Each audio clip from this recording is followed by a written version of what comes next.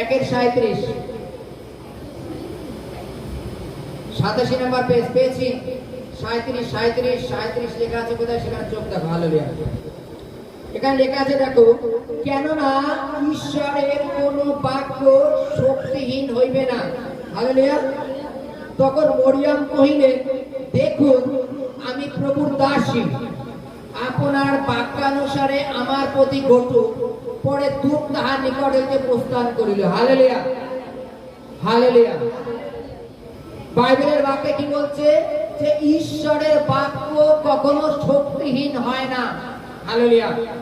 যাকে আমরা এক কথা বলি যে ঈশ্বরের বাক্য কখনো নিষ্ফল হয় না, সেটা কার্যকারী হয়। হালেলুয়া।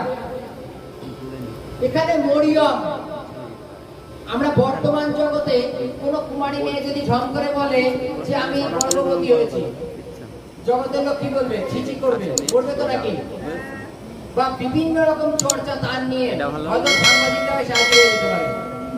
তাই তো এটাই তো হয় নাকি সোশ্যাল মিডিয়ার যুগে? বাইবেলে বলছে মগদলিনী মরিয়ম ঈশ্বরের খুব ভক্ত ছিল। এই যে মা, তার যীশু খ্রিস্টের যে মা মরিয়ম, খুব ঈশ্বরকে মানত, খুব ঈশ্বরকে ভয় করত। ঈশ্বর তার দূতকে পাঠালো যে তুমি মরিয়মকে মেসেজ দাও যে তার গর্ভে একজন সন্তান হবে, সে পবিত্র আত্মা থেকে আসবে, আর তুমি তার নাম যিশু নিজ ত্রাণকর্তা রাখিবে। হালেলুয়া। মরিয়ম বলছে আমার তো কোনো পুরুষের সাথে কোনো সম্পর্ক নেই, তাহলে কি করে হবে? সে বলছে পবিত্র আত্মা হইতে হবে। মরিয়ম কি বলছে? যে তোমার বাক্য সিদ্ধ হোক, তোমার বাক্য অনুপাতে কাজ হোক আমার জীবনে। Hallelujah, hallelujah. বর্তমান জগতে মনে করো আমরা এখানে সকলে ঈশ্বর ঈশ্বর করছি। হালেলুয়া। এরকম ঈশ্বর ঈশ্বর অনেকেই করছে। জম করে স্বর্গদূত এসে যদি বলে চলো আজকে তুমি গর্ভবতী হয়ে যাও, ঈশ্বর তোমাকে গর্ভবতী করবে, তুমি কি এক কথায় এগ্রি হয়ে যাবা? আমরা কেউ এগ্রি হবো না। হবো কেউ? কেন? নিন্দার ভয়, নিন্দার ভয়। যে পাড়ার লোক শুনলে তো আরো খারাপ অবস্থা, হয়তো বাড়িতেই থাকা দুষ্কর হয়ে যাবে। কিন্তু বাইবেলের কাছে ঈশ্বর দরজা ঠিক খুলে রেখে দেন। হালেলুয়া। ঈশ্বর দরজা ঠিক খুলে রেখে দেন। ঈশ্বর মরিয়মকে যখন বলছে যে মরিয়ম তোমার গর্ভে যে সন্তান হবে সেটা পবিত্র আত্মা হইতে হবে, মরিয়ম এক কথায় রাজি হচ্ছে আপনি যে বাক্য বলেছেন সেই বাক্য অনুপাতে হোক। সে জগতে নিন্দা মন্দের ভয় একবারও করেনি। না করার কারণ কি জানো? সে ঈশ্বরকে পুরোপুরি বিশ্বাস করেছে। আর ঈশ্বর জানে যে নিন্দা মন্দ কোথা থেকে দূর করতে হবে। আমি জানি। সঙ্গে সঙ্গে স্বর্গদূত আবার যোসেফের কাছে চলে গেছে, যোসেফ তুমি মরিয়মকে আজকেই গ্রহণ করো। হালেলুয়া। আগে মরিয়মের কাছে এসছে, পরে যোসেফের কাছে গেছে। আজকে যদি প্রথমে আমাদের কাছে আসতো আমরা কি বলতাম? না না, আমি ওর মধ্যে নেই, প্রভু আমার মাথায় থাক, সমাজে তো আমার বাঁচতে হবে নাকি? তাই তো নাকি?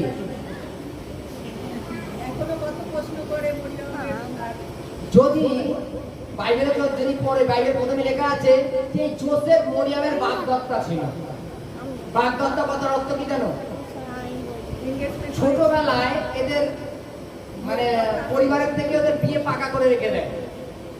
এখনো ওই মানে ইউপি, রাজস্থান, বিহার ওইসব দিকে এখনো কিছু গ্রামে একটা প্রথা আছে যে ছোট যখন থাকে তখন তার মা বাবারা বিয়ে পাকা করে রেখে দেয়। যখন বড় হবে, 18 বছর হবে, উপযুক্ত হবে, তখন আমরা ওই ভরণ পোষণ দিয়ে আনন্দ ফুর্তি করে নিয়ে আসবো, মানে অনুষ্ঠান করে নিয়ে আসবো। তাই মরিয়ম আর যোসেফের এই ছোটবেলায় এই সম্পর্কটা করা ছিল। তার জন্য স্বর্গদূত প্রথমে মরিয়মকে বলছে, তখন মরিয়ম বলছে আমার তো কোনো পুরুষের সাথে সম্পর্ক নেই। তখন কি করছে? স্বর্গদূত গিয়ে আবার যোসেফকে বলছে এইবার তুমি ওকে গ্রহণ করো। আর যোসেফকে এটাও মেসেজ দিয়েছে তুমি ওকে সন্দেহ করো না, ওর গর্ভে যেটা হয়েছে সেটা পবিত্র আত্মা হইতে হইয়াছে। হালেলুয়া। তুমি ওকে সন্দেহ করো না। বাইবেলে লেখা আছে যোসেফ যতদিন পুত্র প্রসব না হলো ততদিন যোসেফ ওই মরিয়মের পরিচয় নেয়নি। হালেলুয়া। জিজ্ঞাসাও করেনি যে এটা মানে কোনো বদমাইশ তো না, কোনো খারাপ তো কিছু না। বাইবেলে বলছে কি স্বর্গদূত বলছে যে ঈশ্বরের বাক্য কখনো নিষ্ফল হয় না। আর মরিয়ম এটাই বলছে যে তো আপনার বাক্য অনুপাতেই হোক। হালেলুয়া। আপনার বাক্য আমার জীবনে কার্য। হালেলুয়া। প্রতিনিয়ত দেখো বাক্যের মধ্যে শক্তি আছে, কেন বাইবেলে লেখা আছে আদিতে বাক্য ছিল আর বাক্যই ঈশ্বরের কাছে ছিল আর ঈশ্বরই বাক্য। হালেলুয়া। আর মরিয়ম এখন কি বলছে যে আপনার বাক্যানুসারেই হোক হোক। কথার অর্থ সে স্বীকার করে নিল, ঠিক আছে আমার গর্ভে সন্তান আসুক। হালেলুয়া। আজকে যখনই আমরা প্রার্থনা করব যে ঈশ্বরের বাক্য আমাদের জন্য যেটা রেখেছেন সেটা নিষ্ফল হয় না। প্রথম লাইনে যেটা বললাম 37:1-37 ওখানে বলছে ঈশ্বরের বাক্য নিষ্ফল হয় না। ঈশ্বর আমাদের জন্য যে সমস্ত বাক্য রেখেছেন ওটা নিষ্ফল হয় না, কিন্তু আমাদের সেটাকে গ্রহণ করতে হয়। মরিয়ম যেমন গ্রহণ করলো যে ঠিক আছে সেটা আমার জীবনে হোক, কথা অনুসারে আমাদের জীবনেও ঈশ্বরের বাক্য গ্রহণ করতে হয়, তাহলে আমাদের জীবনে সফল হবে। আমরা আমাদের জীবন থেকে মন্দ আত্মাকে দূর করতে চাই, সমস্যাকে দূর করতে চাই, অথচ বাক্যকে আমাদের মধ্যে নেই না। বাইবেলে লেখা আছে প্রভু বলছেন তোমার সমস্ত চিন্তার ভার আমার উপর ফেলে দাও, কেননা আমি তোমার জন্য চিন্তা করি। তাহলে আমাদের চিন্তার ভার প্রভুর উপরে ছেড়ে দিতে হবে, তাহলে তো প্রভু আমার জন্য চিন্তা করবে নাকি। আমি দুটো ব্যাগ বহন করে নিয়ে যাচ্ছি, সামনে প্রভু যীশু খ্রিস্ট দাঁড়ানো। মনে করো উদাহরণ, আমি মনে করো বাজার থেকে রাত 10টার সময় বাড়ি আসছি, ঠিক হয়তো মনে করো জেলখানা মোড়ের সামনে যীশু দাঁড়ানো, আমার হাতে দুটো ব্যাগ। প্রভু বলছে কি তোমার সমস্ত ভার আমাকে দাও, আমি বহন করবো। ওই রাস্তা যদি বলে ঠিক আছে ওই দুটো কি আমাকে দিয়ে দিই, বাড়ি চলে যাই, আমি নিয়ে যাবো না। আমরা কি করবো? দিয়ে চলে আসবো। আজ বিরোধী বারবার তাকিয়ে দেখবো নিচ্ছে তো, না নিলে আবার এটাকে নিয়ে আসতে হবে তো ব্যাগটা আমার নাকি। হ্যাঁ, যদি না নিয়ে আসে আবার তো রিটার্ন লোকাতে আবার নিয়ে আসতে হবে। বাইবেল বলছে তোমার চিন্তার ভাবনা আমার করে ফেলে দাও, কেননা আমি তোমার জন্য চিন্তা করি। বাইবেলে যখন দেখা একটা জিনিস, আমরা নিজেদের থেকে সমস্যা থেকে পার হতে পারি না যদি তিনি আমার সমস্যা দূর না করেন।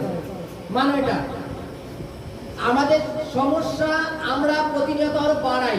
যদি বলি কেন, যতটুকু সমস্যা আছে সেই সমস্যার টেনশন করতে করতে তোমার চুল পেকে যাবে, তোমার সুগার এসে যাবে, তোমার সুগারের ওষুধ খেতে খেতে তুমি দেনা হয়ে যাবে, বড় বড় রোগে পড়ে যাবে। বাইবেলে যখন যীশু খ্রিস্ট বলছে যে তোমার চিন্তার ভাবনা ভার আমার উপরে ফেলে দাও, আমাদের কি করা উচিত? ভাবনার ভার ফেলে দেওয়া উচিত। আর যখন ভাবনার ভার তার উপরে ফেলে দিলাম, আমি বিশ্বাস করি প্রভু, কারণ বাইবেলে লেখা আছে যে চিন্তার ভার যেন আমরা আপনার উপরে ফেলে দিই। আমরা চিন্তার ভাবনার ভার ফেলে দিলাম, আপনার ইচ্ছা সিদ্ধি হবে। Hallelujah, hallelujah.